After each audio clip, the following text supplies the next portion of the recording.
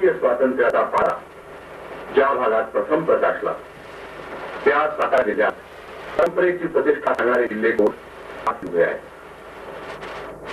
या लेखात एक लहान मराठीचे सातारा मैलावर सातारा कराड रस्त्यावरील बोरापासून 3 मैल अपशिंगी महाराष्ट्रातील सर्वसाधारण गावासारखा दिसणारा हा गाव शूरांचा आहे, मरांचा आहे, पराक्रमानं केवळ भारलेला आहे. प्रतिष्ठा मोठा जितके सांभाळा आहे, वाढवणार आहे. 4,400 जवान आज भारतीय सैन्यात सामील आहे आणि ही अभिमान गाथा आजची नाही. पहिल्या जागतिक युद्धात तत्कालीन सरकारला या गावच्या मध्यभागी एक युद्ध स्मारक स्तंभ उभारावा लागला.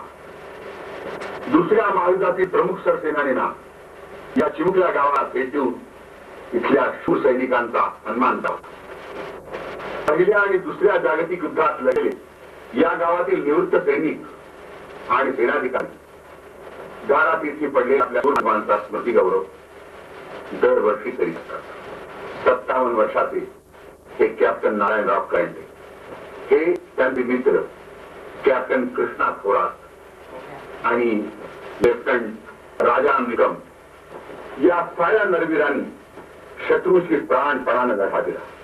हसतमुखानं अंगावर वाढले, रणांगणावर बहादुरी गाजवली आणि राष्ट्र संरक्षणाकरता वेळ पडेल तेव्हा युद्धावर जाण्याचा आदर्श आपल्या मुलाबाळांसाठी निर्माण करून ठेवला. हे वृद्ध युवक कॅप्टन क्षेत्रोजीराव निकम आता या गावचे सरपंच.